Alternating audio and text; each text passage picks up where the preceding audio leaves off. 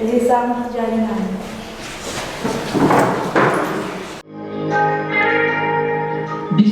Mijdarê jalê netewên wî ve veketê koşîna ji berî tundiya li dijî jinê sala 1999 naskirin. Netewên wî bi vê yekê armançgirêk û balê dişîne ser tundiya li dijî jinên cîhanê pêk tê.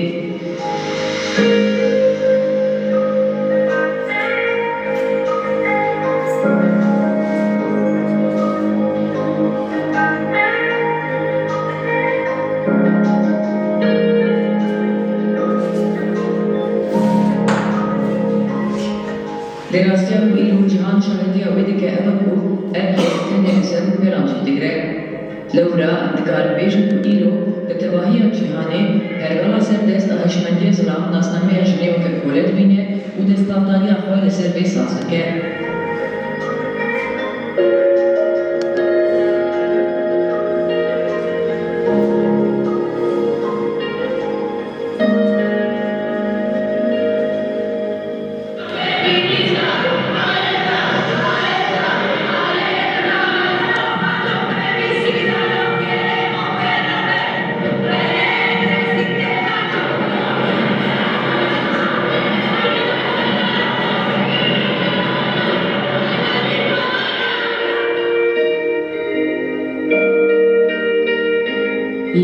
Li hemberî vê yekê têkoşîna kuşin ji bo azadiya xwe didin jî vê navber didome.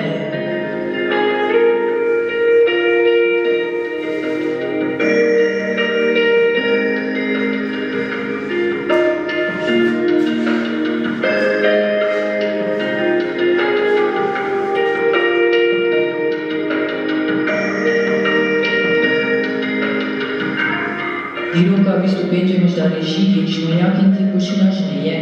Sê jinên ku weke xwişkên mîna berdên nasîn serkêşên pêdivîrokê ne.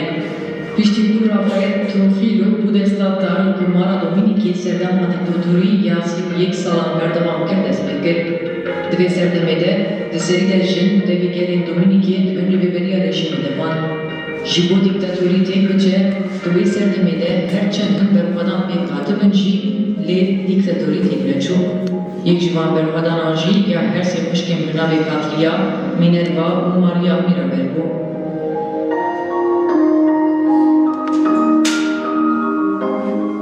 Bi pêşengiya xwişkên Mirabel ji bo azadiya jinan û kesên bindest li dijî dîktatûriya Trujillo têkoşîna Xudimeşiya di sala 1960 de bi xwîn peencam bû. Xwişkên Mirabel ên ku hedef hatin nîşandan piştî ji hêla hêzên dîktatör ve hatin girtin, pêşî rastî tecavuzê hatin û piştre jî di 25 mijdara heman salê de bawayekî hovane hatin kuştin.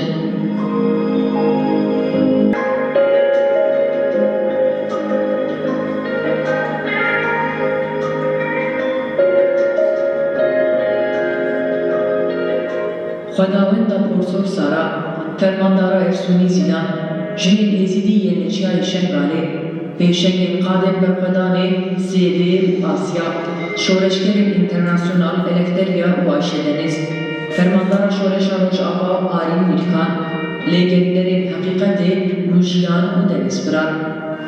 Hîn bi sedan navên bi vî rengî hene ku li hemberî modernîteya kapitalîst û li dijî tundiya li ser jinê ala têkoşînê hildan asîmanan.